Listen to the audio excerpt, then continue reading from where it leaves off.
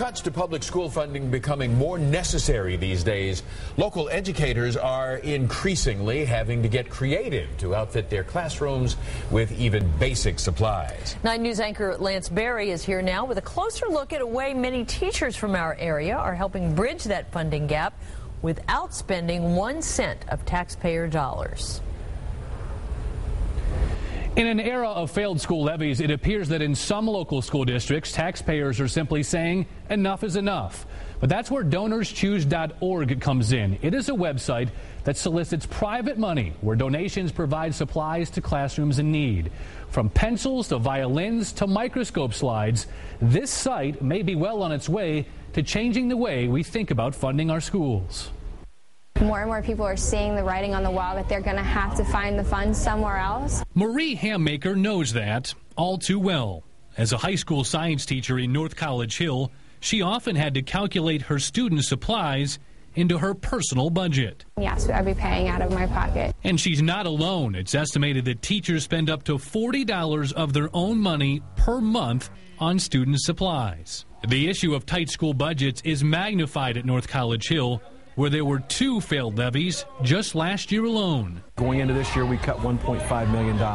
But now DonorsChoose.org is connecting districts' distress to dollars. Everybody's looking for a way to give back because they see that education needs help. On the site, teachers list class projects that they need supplies for. Donors then are able to browse by state, county, and even by school district to see which best fits their generosity. They're everyday people.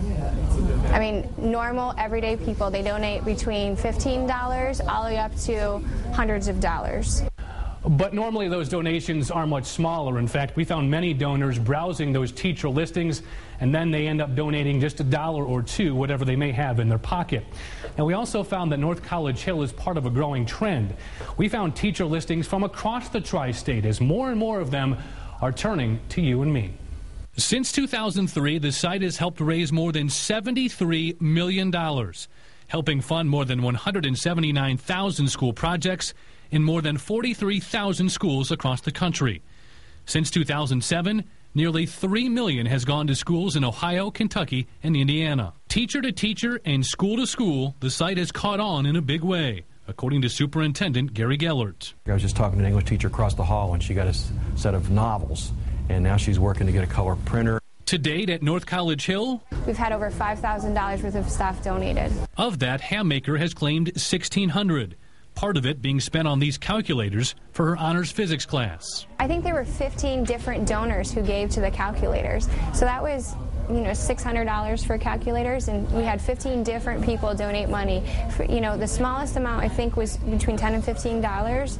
We are going to do a project starting tomorrow on rocketry. So, using the curve of the Earth, can you figure out how fast it has to be going in order to make it to your target? And without the calculators?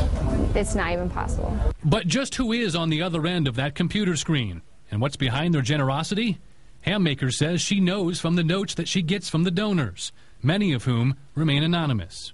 Most of the people who have donated my project are from across the country. Occasionally I get little notes that say, I was from Cincinnati and I wanted to support schools in Cincinnati, or I grew up here and I wanted to give money back. They want to get back to their hometown. And in North College Hill, where 80% of students receive either free or reduced lunches, that giving back is making a difference. But the school superintendent warns while it's appreciated, it should not be confused as a quick fix for funding public education. I just don't think that's going to make the difference in a $12 million budget. $5,000, that's great, it helps, but it's certainly not going to fund education, public education. A drop in the bucket. Correct. But at least in this classroom, dollar by dollar, calculator by calculator, student by student, citizen philanthropy is thriving. I would just appeal to people to take this as a real opportunity to give back to your communities. Lance Berry, 9 News.